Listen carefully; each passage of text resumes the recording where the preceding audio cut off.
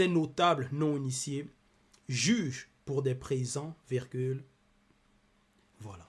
Donc ils vont juger, non pas en fonction de la justice, non pas en fonction des lois, mais c'est parce que derrière on leur a donné des présents.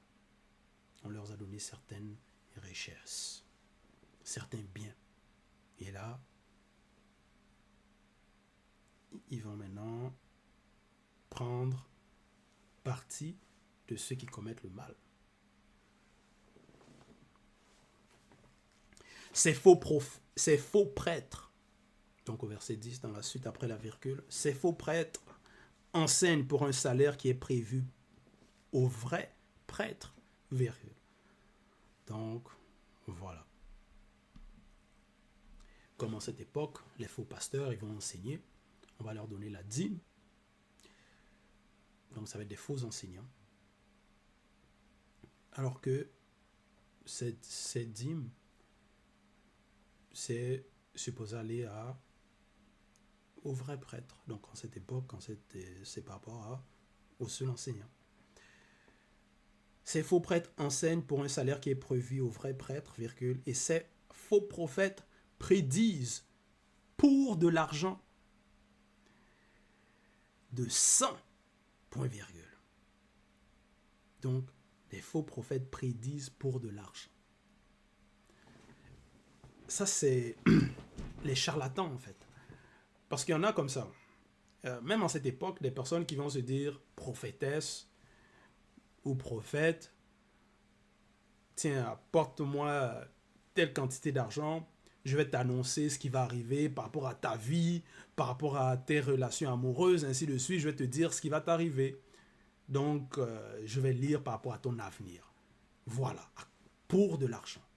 Donc, des charlatans. Il y en a qui tombent dans ces pièges, qui vont aller consulter ces personnes, qui vont donner leur argent à ces personnes.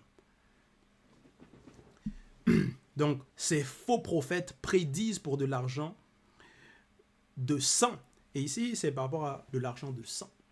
Donc, c'est des personnes qui vont obtenir cet argent-là de manière malhonnête par le sang, donc des crimes. Et ils osent s'appuyer sur le verbe de Loba, virgule, ils disent, deux points, le verbe de Loba n'est-il pas au milieu de nous? Point d'interrogation, le malheur ne nous atteindra pas. Point.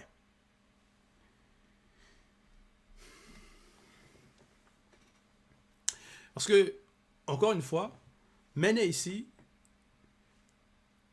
il leur parle, il leur avertit. Parce que ces personnes-là sont dans l'arrogance, ils se disent que rien ne va leur arriver. Et donc, dans leur arrogance, ils osent s'appuyer sur le verbe de Loba. Donc, ça va être des personnes qui vont être dans des sensations. Ils vont dire non, soit c'est par le verbe de Loba qu'on a des richesses, que voilà.